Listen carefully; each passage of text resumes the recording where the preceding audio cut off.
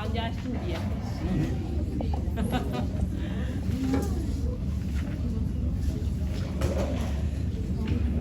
Bueno, buenas tardes. Hoy vamos a hablar de los cambios fisiológicos que se producen durante la gestación en el cuerpo de la mujer, ¿sí? Hay cambios generales como cambios locales en el cuerpo de la mujer, ¿sí? Y vamos a empezar con los cambios generales, ¿sí? Empezando desde la actitud y la marcha, ¿sí? Entonces, al modificar su centro de gravedad, la embarazada se proyecta su cabeza y el tronco hacia atrás y establece una lordosis fisiológica de compensación que se llama el orgullo de la embarazada, ¿sí? La marcha, al avanzar la gestación, la marcha se pone lenta y algo balanceada, dice, y pesada, ¿sí? Entonces, como una marcha de Pato Bobé, toda la gestante caminando hacia la urgencia de nuestra maternidad. Entonces, eso en relación a la marcha. Los cambios con el crecimiento del útero del bebé, entonces también va cambiando el metabolismo de la mujer, ¿sí? Como respuesta al aumento de las demandas del feto y la placenta en rápido crecimiento, la embarazada experimenta numerosos e intensos cambios metabólicos. Para el final del tercer trimestre, el índice metabólico basal aumentará en un 10 a 20% si es solo un bebé, pero más del 10% otra vez sobre eso si son gestaciones múltiples o gemelares. Durante todo el embarazo se va el gasto energético sobre lo que ella está habitualmente acostumbrada a consumir en toda la gestación, tiene que consumir unos 80.000 kilocalorías en toda la gestación. Eso sería sobre lo que ella consume diariamente, más de 300 kilocalorías tiene que consumir en el día para que el bebé pueda crecer y desarrollarse dentro del útero de la mamá. Porque si es inferior a 300 kilocalorías diariamente, el bebé no va a crecer, no va a ser suficiente para que se desarrolle ese bebé ahí dentro de la panza de la mamá, ¿sí? Entonces, en nuestras pacientes obesas, diabéticas, no le podemos dar una dieta tan radical, ¿sí? Porque si no va a producir restricción del crecimiento intrauterino, ¿sí? Por eso su gasto calórico energético diariamente sobre lo que ella consume tiene que ser 300 kilocalorías diariamente, ¿sí?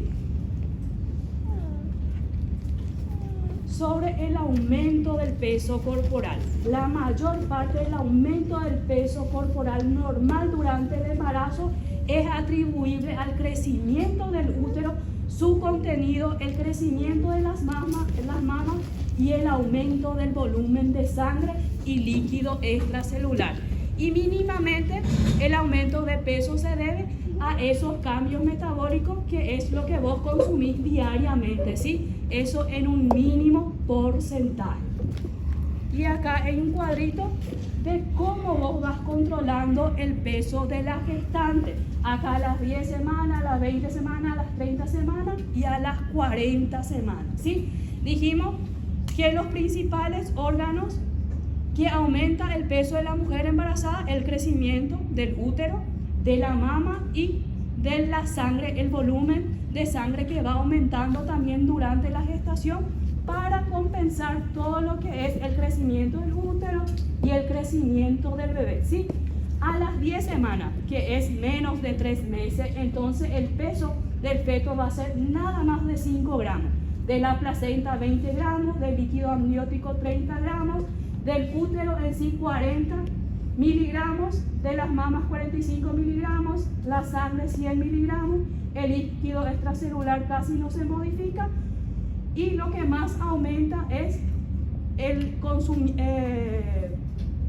los consumos metabólicos, o sea, los depósitos de grasa. Entonces eso aumenta 310 miligramos.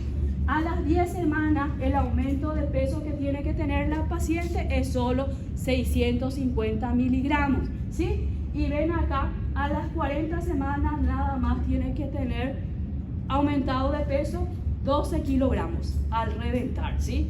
Eso sí es que tenía un índice de masa corporal normal, ¿sí? Acá hay una escala, este es un cuadrito del libro Schwartz, ¿sí? No del Schwartz, este es del William. Si tiene un índice de masa corporal bajo, que es menor a 19, entonces la gestante puede subir hasta 18 kilos. Lo ideal siempre va a ser 12 kilos y medio, ¿sí? Si el índice de masa corporal es normal, entonces puede subir entre 11 kilos y medio y 16 kilogramos en todo su embarazo, ¿sí? Hasta las 40 semanas. Si tiene un índice de masa corporal alto, que es de 26 a 29, el máximo que puede subir es 11 kilogramos. Y si tiene sobrepeso, hasta 7 kilogramos al reventar puede subir. Casi nada puede subir la paciente si estaba en sobrepeso antes del embarazo. Entre los cambios generales del embarazo también están los cambios que se producen a nivel de la piel de la paciente, ¿sí? Entonces, generalmente en las mujeres y más gestantes y más todavía las que son morenitas como yo, entonces va a tener un exceso de melanocitos, ¿sí? Porque esos melanocitos son estimulados por el estrógeno. En el embarazo el estrógeno está muy aumentado, entonces produce una sobreestimulación de los melanocitos. Por eso generalmente hay una hiperpigmentación de la piel. Y eso se traduce generalmente en las mamas, las areolas están más hiperpigmentadas, ¿sí? También los pezones y más todavía en la cara, en la faz de la mujer embarazada. En los pómulos, ala de la nariz, la barbilla, eso se llama cloasma en el embarazo o melasma también pueden llamar. Dice el libro que después del embarazo generalmente desaparece, pero no es tanto así, porque después del embarazo es difícil, hay tratamiento estético por largo rato que hacer para que pueda desaparecer ese melasma o cloasma que lo llaman, ¿sí? También a nivel de la piel, más todavía en adolescentes, que el cuerpo todavía no está totalmente preparado, entonces hay una sobredistensión de la piel y eso va a hacer con que aparezcan estrías violáceas, ¿sí? Generalmente el 48% de esa estría va a estar concentrada en el abdomen, ¿sí? El 25% en las mamas y también 25% en los muslos, ¿sí?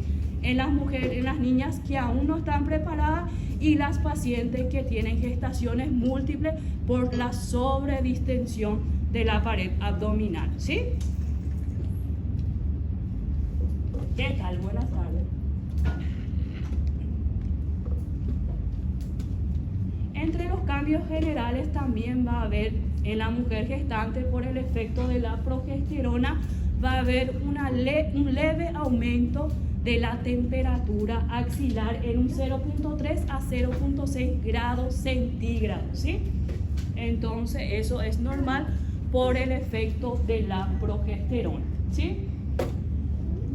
Hablando en la parte, en las modificaciones de la sangre, ¿sí? A partir generalmente de las 5 semanas de gestación empieza a aumentar el volumen de sangre de la gestante y para las 12 semanas generalmente ese aumento de volumen de sangre va a estar aumentado en un 15% sobre lo que ella tenía, 15% sobre lo que ella tenía antes del embarazo y alcanza un pico máximo de esa hipervolemia a las 33 y 34 semanas, donde casi se duplica lo que es el volumen de sangre.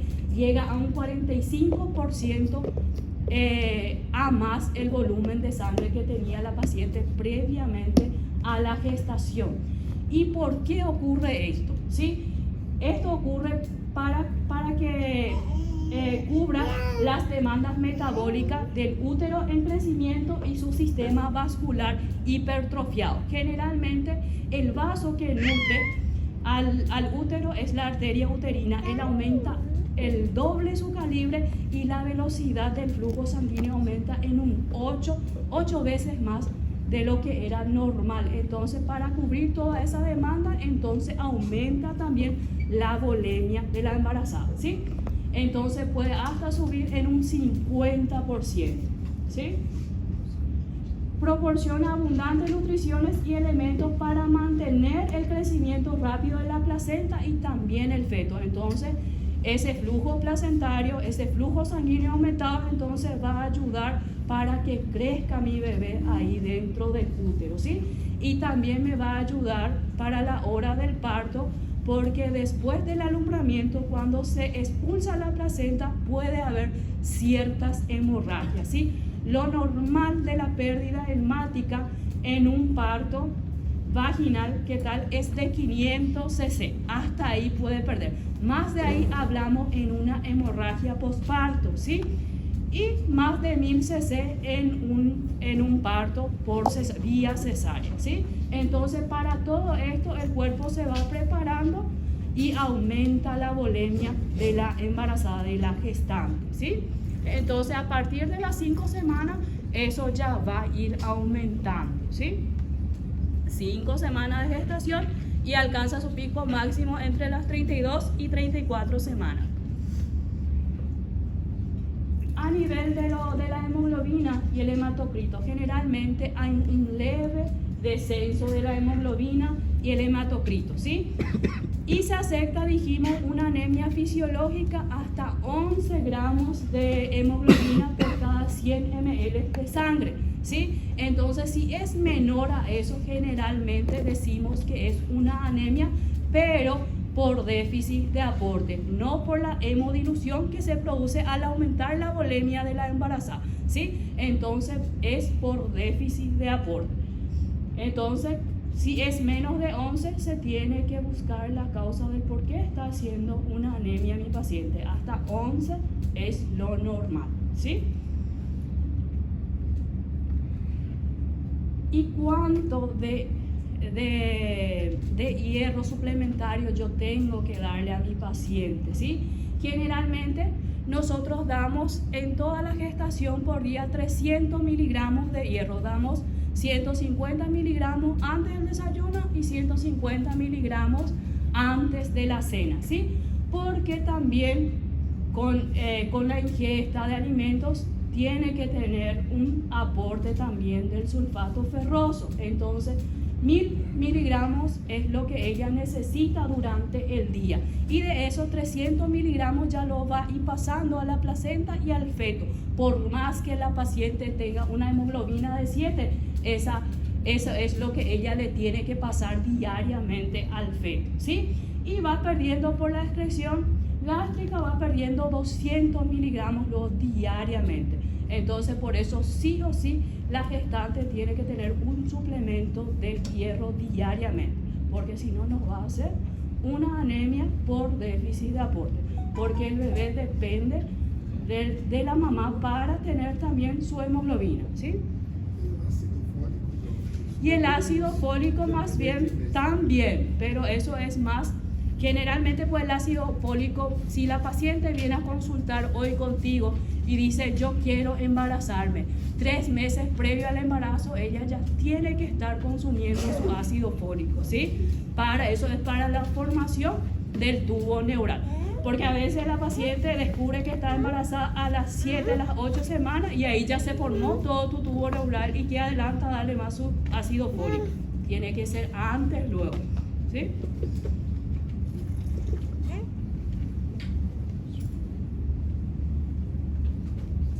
Do ácido fólico, se a mulher quiser tomar assim toda a vida, planejando uma gravidez? Y puede tomar desde que ella tenga deseo de gestación. Pisa en tu consultorio, vos ya tenés que indicar. Y la dosis es 0.4 miligramos. Si es que ella no tiene antecedentes de hijos que tuvieron alguna malformación a nivel del tubo neural. Si no, es 5 miligramos la dosis diaria que tiene que consumir su ácido fólico si tiene alguna patología previa, ¿sí?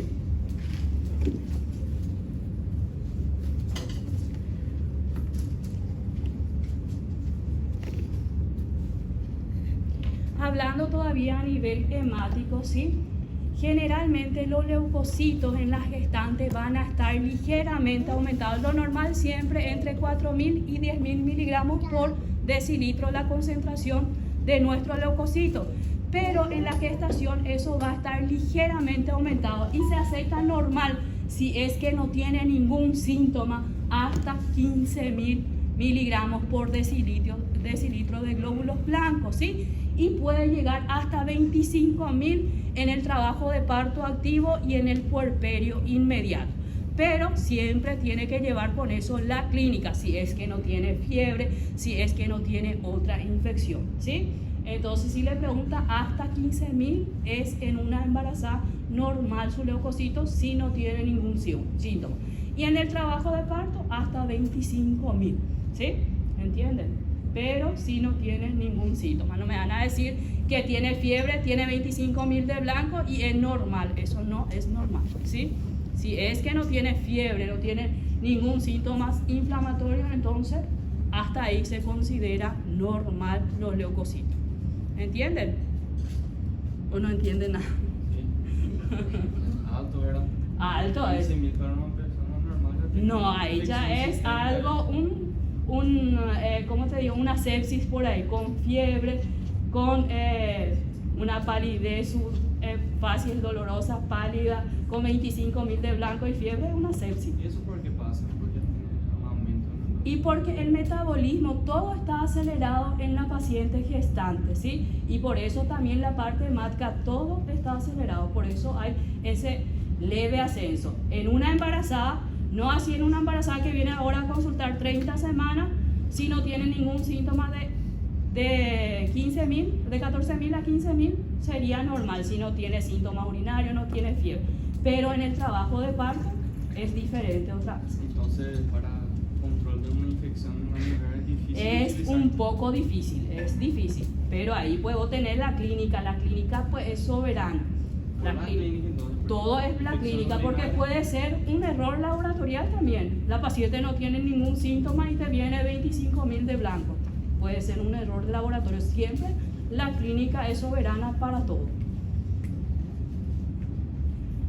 Bueno, a nivel del aparato cardiovascular, el volumen minutos, o sea, la sangre expulsada con cada contracción, como aumenta la volemia, también aumenta eso en 1.5 ml por litro, o sea, 1,5 litros de sangre a más a partir de las 10 semanas y hasta el final del embarazo. Entonces el volumen minuto también está aumentado, y también por el volumen minuto estar aumentado también aumenta la frecuencia cardíaca de la mamá en 15 a 20 latidos por minuto, ¿sí? Generalmente la presión arterial en los primeros trimestres del embarazo tiende a la hipotensión. ¿Por qué tiende a la hipotensión en los primeros trimestres? Por el efecto de la progesterona. La progesterona, ¿qué va a hacer? Va a actuar sobre la musculatura lisa y va a hacer vasodilatación. Entonces, como en el primer trimestre la progesterona está más concentrado, entonces por eso en los primeros trimestres la paciente siempre va a tender a una hipotensión. Pasando esos primeros trimestres, entonces va normalizando su presión, pero nunca puede pasar de 140 a 90. Porque a partir de 140 a 90 ya me tiene que levantar la antenita, porque puede ser una hipertensión inducida por la gestación. Y eso, dependiendo de la edad gestacional otra vez de la mujer, si es arriba de 20 semanas y tiene una PA de 140 a 90, ahí recién yo puedo hablar en una hipertensión inducida por la gestación. 2 tomas. ¿Ah? En 2 tomas, separado en un intervalo de 4 a 6 horas, ¿sí? Muy bien, ustedes están muy afilados ya. A nivel del aparato respiratorio, a partir de las 20 semanas, por el aumento uterino, ¿sí? Entonces el diafragma va a elevarse aproximadamente unos 4 centímetros. Por eso, y también el diámetro transversal aumenta en 2 centímetros, y toda la circunferencia de la jaula torácica va aumentando en 6 centímetros, ¿sí? Y por la elevación del diafragma, entonces se va a reducir la capacidad funcional residual y el volumen residual de la paciente, ¿sí? Y por ende, nunca va a aumentar la frecuencia respiratoria, ¿sí? La frecuencia respiratoria siempre va a ser igual, entre 16 y 21. Si está taquipneica es por algo, tiene una insuficiencia cardíaca o está con un cuadro respiratorio, ¿sí? Lo que sí aumenta en 20% es el consumo de oxígeno. Y en el trabajo de parto eso aumenta todavía más el consumo de oxígeno, que puede hasta necesitar del 60% más de oxígeno en el trabajo de parto. Aumenta el consumo, pero No la frecuencia respiratoria, ¿sí? La frecuencia respiratoria va a seguir siendo normal. Lo que disminuye es la capacidad residual, ¿sí? De oxígeno. Tiene menos, al expirar todo ese aire siempre queda 1200 ml de aire dentro del pulmón y eso es lo que va a reducir. Entonces va a necesitar más oxígeno y más oxígeno.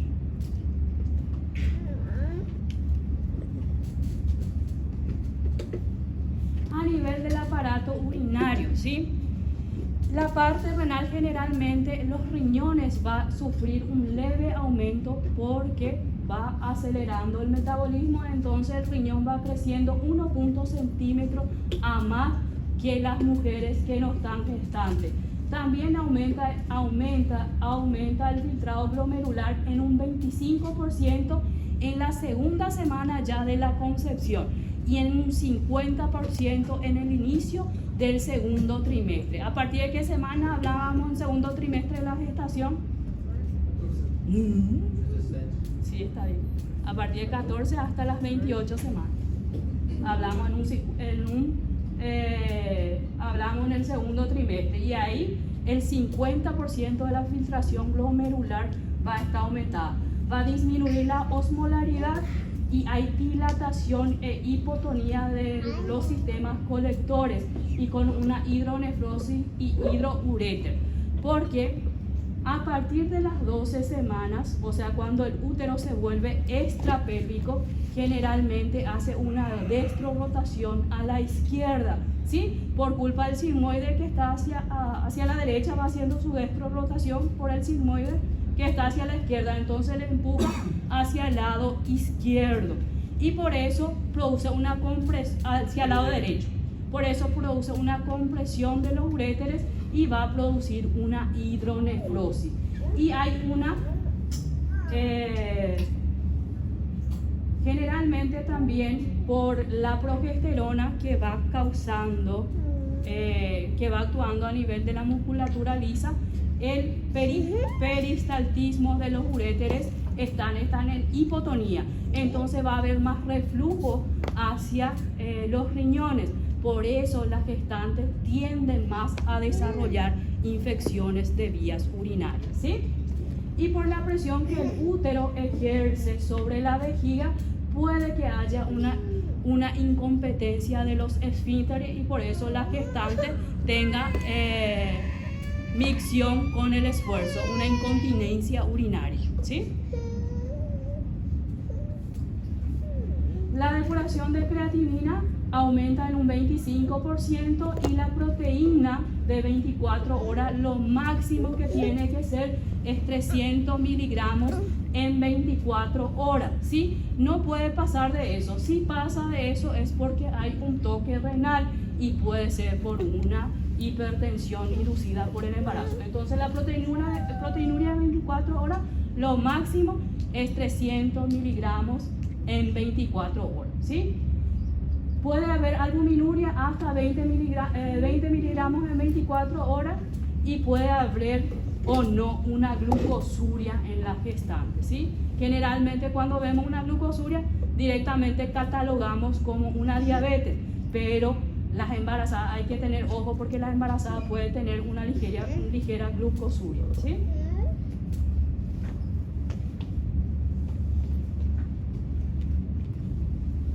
A nivel del aparato digestivo, existe desplazamiento de todas las vísceras que están en la cavidad abdominal. Ella quiere participar de la clase. Generalmente no es, o sea, En la mujer gestante es diferente, por ejemplo, un síndrome doloroso en fosa ilíaca derecha. No es una apendicitis aguda, no es igual en una gestante comparado con una que no está gestante, porque el dolor puede ser en el flanco derecho, porque las vísceras están todas desplazadas. Entonces tienen que tener ojo. Generalmente la paciente viene con fiebre, náuseas, vómito, con dolor en flanco derecho y está haciendo una apendicitis aguda, y eso se le tiene que operar lo más rápido que puede, porque se puede complicar el bebé y también la mamá. Entonces por eso hay que tener ojo, porque todas las vísceras están desplazadas. Como dijimos, la progesterona actúa a nivel del músculo liso y disminuye todo lo que es el peristaltismo a nivel intestinal. Entonces disminuye la motilidad intestinal, se prolonga el vaciamiento gástrico, hay más reflujo gastroesofágico, hay hipertrofia y hiperemia de las encías, entonces tiende a sangrar más, y por el crecimiento uterino que comprime todos los vasos pélvicos puede haber varices y hemorroides también. Las pacientes gestantes generalmente consultan por hemorroides. El hígado, a nivel del hígado, generalmente el hígado nunca puede estar aumentado del tamaño, ¿sí? Entonces no podemos decir una paciente que tiene una longitud, lo normal es hasta 16 centímetros de la longitud del hígado, medido por una ecografía, ¿sí? Más que eso, entonces tenemos que ver, o sea, ¿cómo es?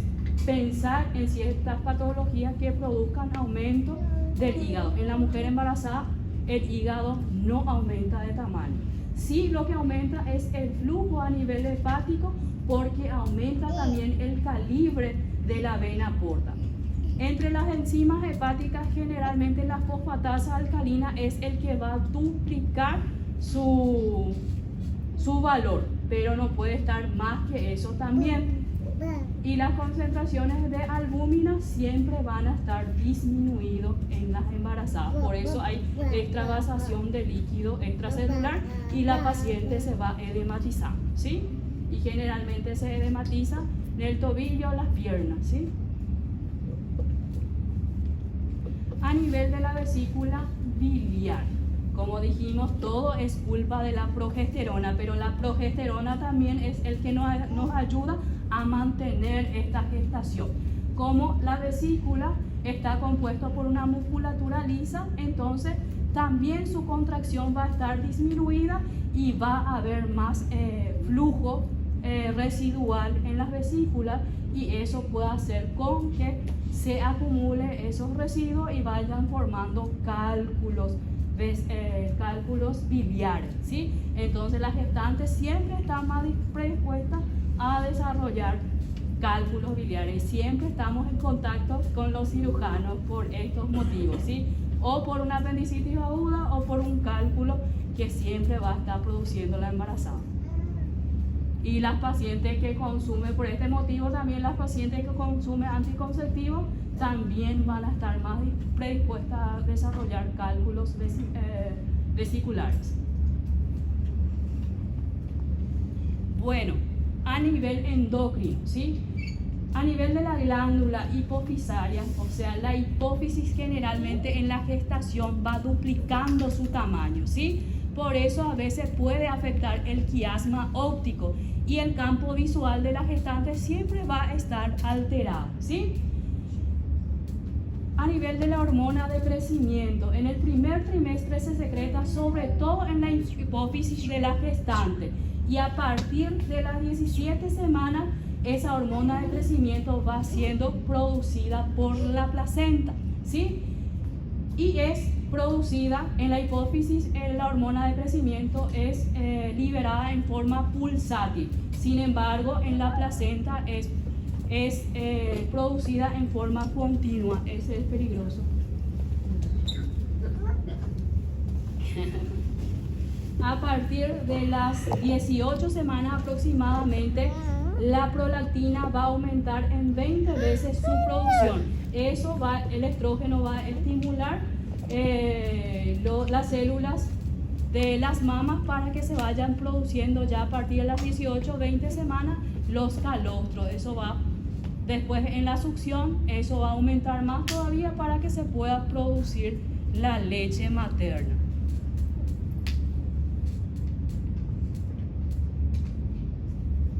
A nivel de la tiroides, aumenta la producción, la tiroides aumenta la producción de hormonas tiroideas en un 40 a 100% para cubrir la necesidad tanto materna como fetal. La globulina unidora de tiroxina, que es la T4, aumenta en respuesta al aumento de estrógeno. Cuanto más aumenta el estrógeno, entonces más T4 voy a tener. Existe una menor disponibilidad de yodo en la tiroides debido a la mayor depuración renal. La T4 o la tiroxina aumentan a partir de las 6 semanas hasta las 9 semanas de gestación, porque a partir de las 10 semanas el bebé, la tiroides del bebé ya va funcionando, pero no funciona del todo. A partir de las 18 semanas el bebé sí ya puede mantener su metabolismo con un eutiroidismo, y hasta las 18 semanas él depende todavía de todas las hormonas tiroideas de la mamá, ¿sí? A partir de las 10 semanas se hace funcional, pero hasta las 18 semanas depende todavía de las hormonas tiroideas de la mamá, ¿sí? Esos eran todos los cambios generales que se producen. Ahora vamos a hablar de los cambios locales que se van a producir en el cuerpo de la gestante. Primeramente vamos a hablar de los cambios a nivel de la mama. Hay una hipertrofia e hiperplasia de las glándulas, ¿sí? Entonces por eso las mamas de la gestante van a estar turgentes, muy aumentado de tamaño, y por eso la red venosa también va a aumentar. A eso se conoce como red venosa de Heller. Y la pigmentación, como dijimos hace rato, también va a estar evidente. Acá van a estar característico de la mama de la gestante, es la glándula de Montgomery, ¿sí? Esta glándula va a hacer con que se aumenten los pezones y también las areolas, ¿sí?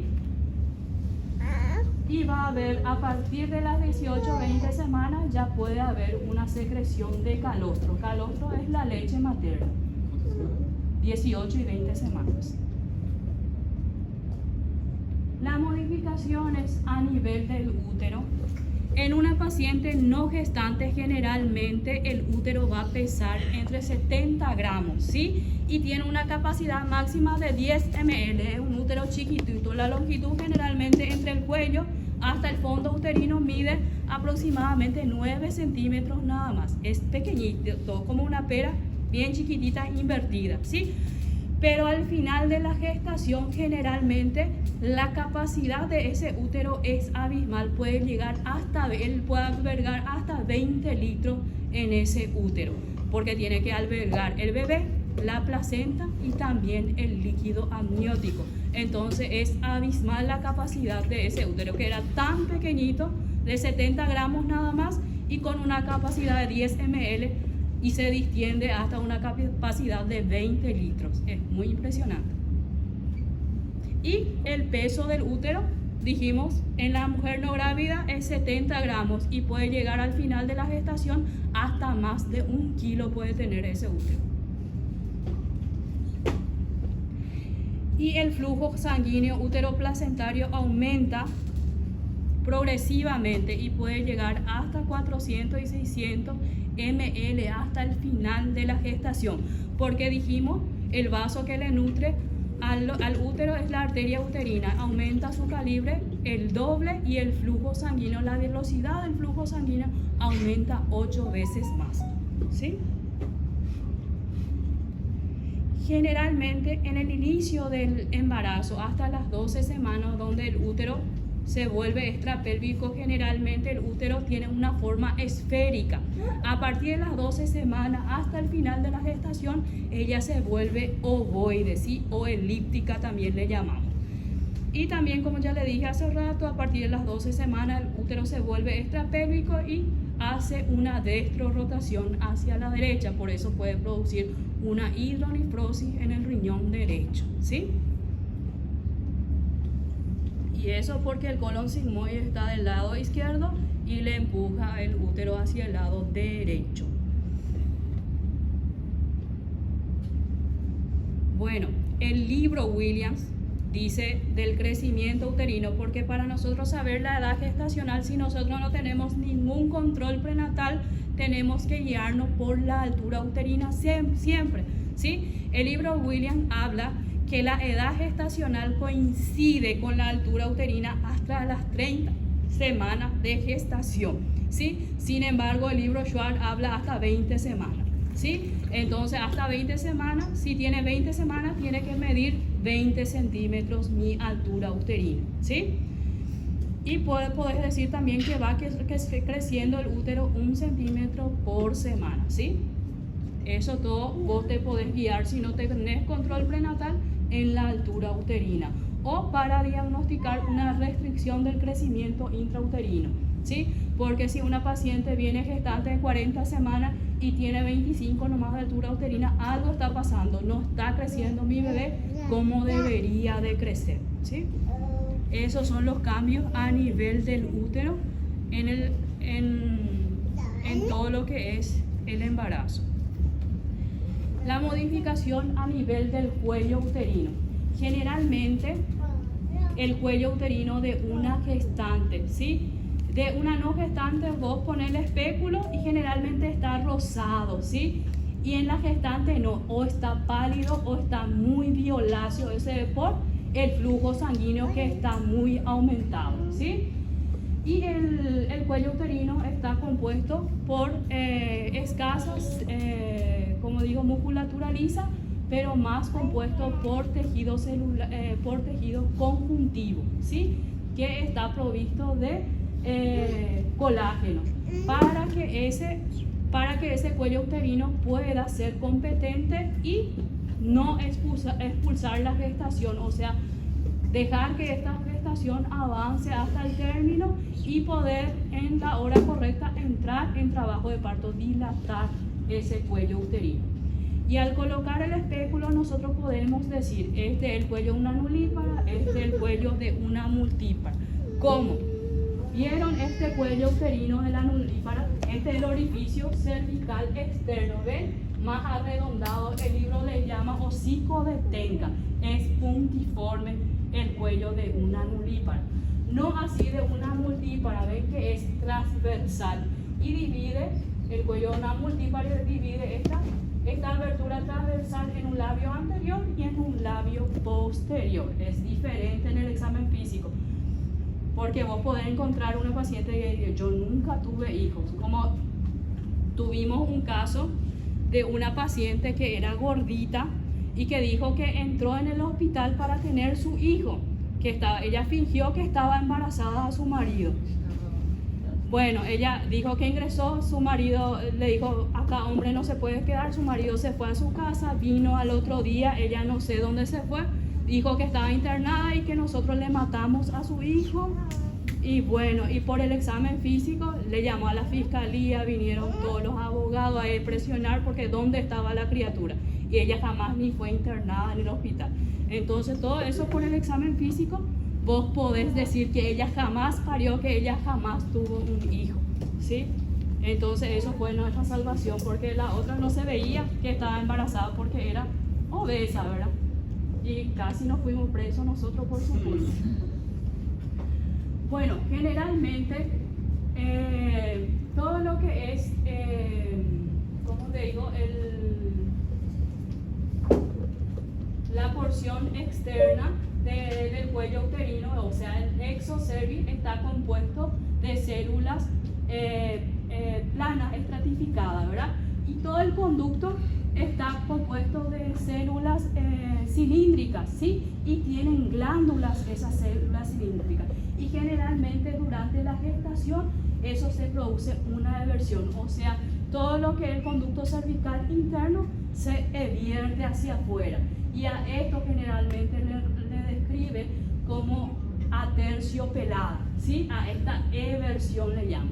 Y cuando hacemos el Papa Nicolau en una gestante, eso debemos cuidar porque con un mínimo trauma esto puede sangrar. O con las relaciones sexuales que tenga la embarazada, entonces esto puede sangrar y puede confundir con una hemorragia tanto en la primera mitad del embarazo como de la segunda mitad. Y este es un proceso fisiológico del cuello uterino de la gestante, ¿sí?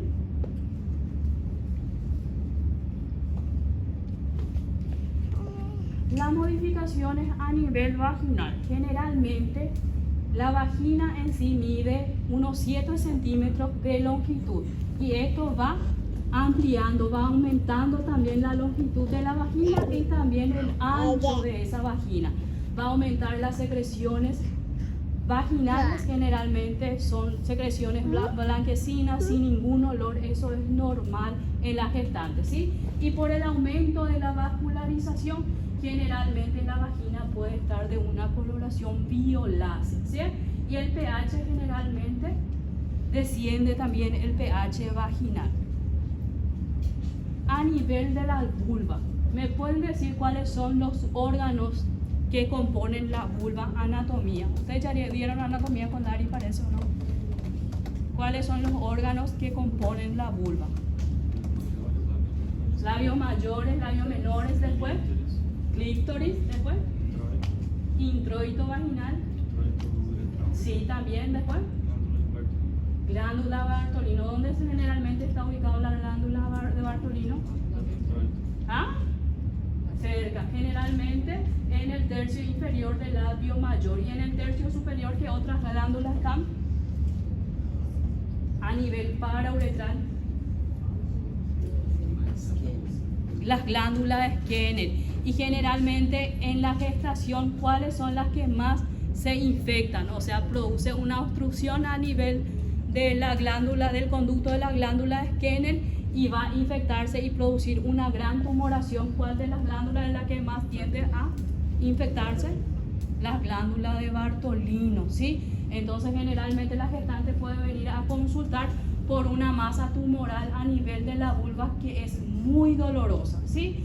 Y generalmente se le tiene que internar a esa paciente para drenar. Ese drenaje se llama marsupialización, ¿sí? Después vamos a dar, cuando demos tumoraciones de la vulva, vamos a dar cómo se hace esa marsupialización y todo. Generalmente, más o menos de eso. Más o menos eso, porque se hace como una bolsa de canguro, ¿sí? Entonces, vos cortás los labios mayores en forma de T y eso vas suturando por la pared de la vagina para que él vaya drenando solo y después se curan por segunda intención, ¿sí? Entonces generalmente la vulva va a estar más edematizada, va a estar cianótica por la vascularización y generalmente por la compresión del útero en sí, y comprimiendo los vasos de la pelvis pueden producir muchas varices, generalmente las multíparas. Vos le revisás todo lo que es la vulva y vas a encontrar muchísimas varices a nivel de la vulva, y eso complica. Si es que hay alguna complicación, tenés que hacer una ¿cómo se dice? Ay, se me fue la palabra. No, el corte. Se fue de mi mente. Siempre se va esa palabra. Se fue de mi mente. Es la... ¿Se fue? Episiotomía, ¿sí? Y entonces puede sangrar más de lo normal, ¿sí? Y eso son las modificaciones que más comúnmente se producen en las gestantes. ¿Alguna pregunta?